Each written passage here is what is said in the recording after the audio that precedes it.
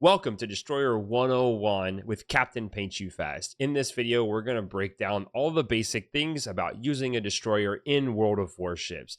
Now, this video is going to primarily focus on World of Warships, not Legends or Blitz, but the concepts definitely apply across all of the different platforms and versions of the game. My primary focus is going to be getting a new player or somebody who's mid-level intro into the game to really dive in and understand all the nuts and bolts about destroyers. But I imagine that there's going to be a couple nuggets in here, even for you old hats. So make sure that you stick around until the end, and then let me know what you think in the comments or anything that you think I missed. Now, the most common mistake that any destroyer captain is going to make is getting detected or spotted. You've got the weakest armor and the lowest HP, except for maybe the submarines. It's just easy to get smashed very quickly. You're also a primary target for the other enemy team because of the ability to have such an impact on the game that your tiny little ship can have. So, first things first, once you get in your ship, press H and bring up the little menu and figure out what the detection range is. Right here is the detection range. You need to know the detection range on your ship. This is a critical thing. It's different on every single ship. It applies to all ships, but our primary focus right now is destroyers. Now, know that you can change the detection range on a ship. This is going to be done with captain skills. That's a different video, but you can adjust them and make it a little bit better. People used to be able to change detection ranges with camouflage. That doesn't apply anymore. Camo is purely so that you look awesome while you sink the other guys, or in my case, so that your ship looks really cool while it's sinking. Now, the detection range is not a static number. The detection range can change through a number of different variables. Every time you shoot your guns, the detection range is going to be temporarily extended. If your ship is on fire, the detection range is going to be extended. And then on the flip side, if you're in smoke, the detection range is going to be shortened. If there is a game map related weather event that is occurring, the detection range is going to be shortened. So it can change a little bit, but it will show the baseline when you bring up that menu, and then it will either go plus or minus depending on any of those other variables that could affect or change your detection range. Ideally, you're going to want to live in a destroyer between the distance of your detection range and your torpedo range. Now, in the lowest tier destroyers or some random ships, that's not possible. Once you get up to about tier 6, and the ship that we're going to focus on and discuss here is the Japanese tier 6 Fubuki. Once you get to tier 6 and you set your captains up correctly, you will be able to have torpedoes that outrange your detection range. If you live in between those two numbers, you're going to be able to never be detected and always hit the enemy ships with torpedoes. This is the sweet spot. However, there are some other things that can pop up and ruin your day.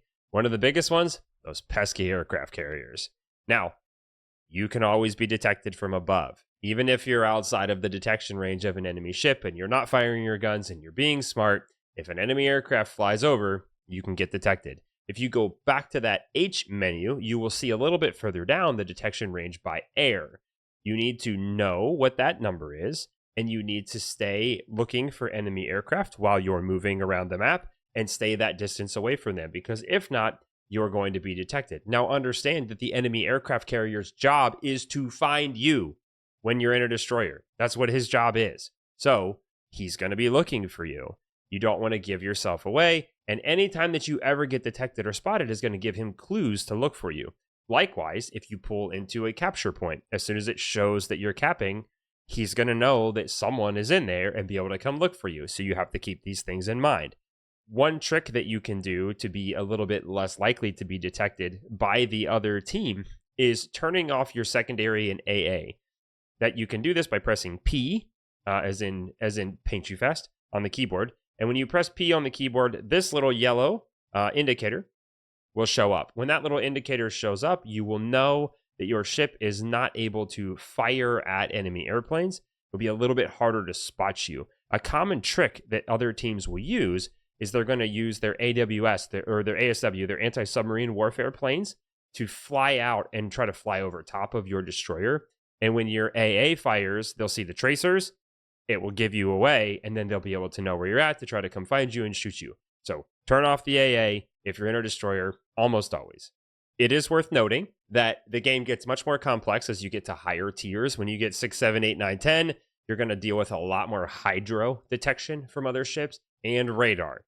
Those are for another video, another day, but know that they're going to make living in that distance between torpedo range and the detection range a lot more complex. Circling back to the capturing of a circular point in the game, a little nugget to think about. Because when you pull into those, the enemy ships are going to know you're there, right? They don't know where you're at, but they know you're in that circle. It's a good idea to literally back in to one of those, or the way I typically do it is pull in and then get yourself turned and be facing out.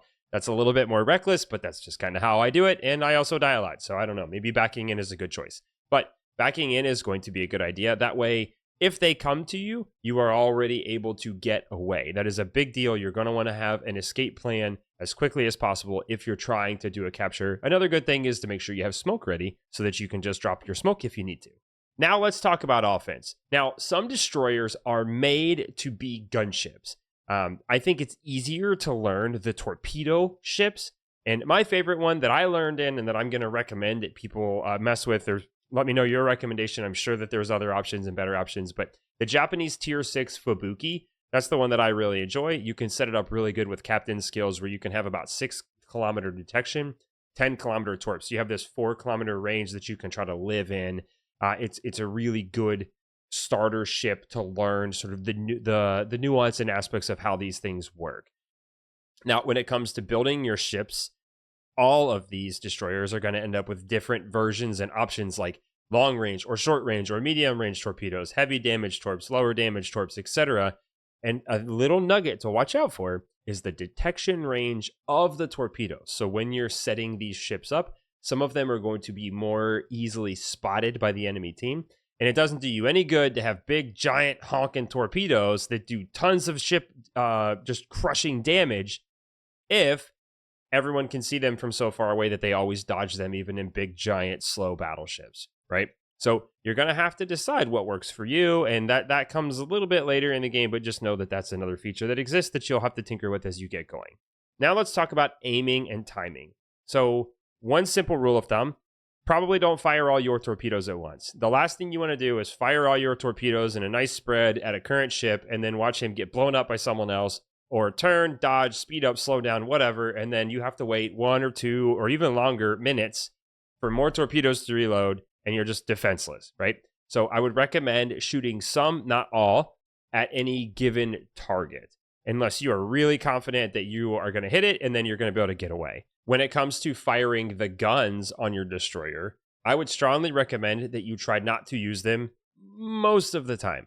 You should really only use your guns when you have a good plan to get away. So either you have smoke to hide in, you have cover or concealment that you can quickly move into, which would include smoke or storms or islands or even another big ship that you can hide next to or behind. Or you only have 1 or 2 enemies that are nearby. They're big ships. Think cruisers or battleships that have slow reload times. And you are paying attention to them and you know where they are. So you're going to have the ability to maneuver and actively dodge their shots when they fire at you. Otherwise, be really cautious firing your guns in a destroyer, because when you fire, remember, you're going to be a lot more easily detected and very quickly targeted. Now let's talk about the aiming reticle on a destroyer. First, you have to press, typically the button is 3, to switch to torpedoes. Once you do that, you're going to see a blank area that comes out on the cone. This is the activation range where the torpedoes, even if they are fired, will not do any damage because they won't be activated. Then a shaded green area that comes out. This shaded green area is the general range where the torpedoes can be fired from your ship, and it will move as you turn the ship depending on what the torpedo tubes on your ship look like. Then there's a narrow white band. That is the area where the torpedoes are projected to go, or need to be fired, to hit the target based on its current speed and direction. So that can change. So if you just fire all your torpedoes in the white band and the other guy does anything to maneuver, speed up, slow down, turn, whatever, get blown up, etc., you're just going to miss, right? So you don't always just want to fire on the white band. I feel like most guys, when you first get started, you always fire on the white band, but then the big brain stuff comes a little bit later when you start to think about what they might do when they detect you or if they see the torpedoes. What I like to do typically is fire on the white band and then fire a little bit short of the white band, so a little bit closer to the enemy ship.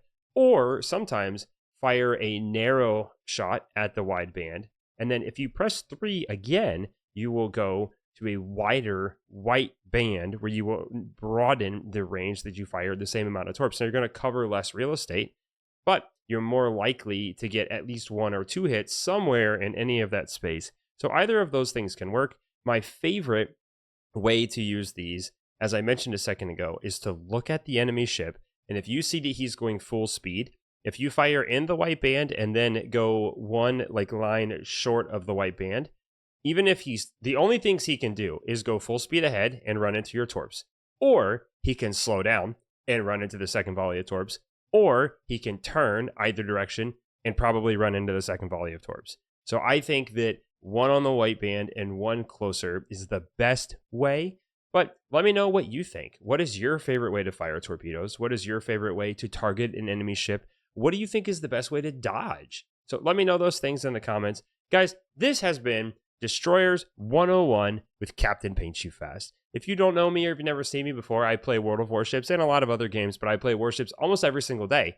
I am live on YouTube and other places, 10 p.m. to midnight Central Standard Time. Positive vibes only on the stream. We make our own music and we play with our viewers. Make sure that you subscribe to catch more of my content. Hopefully you can catch us on one of those live streams.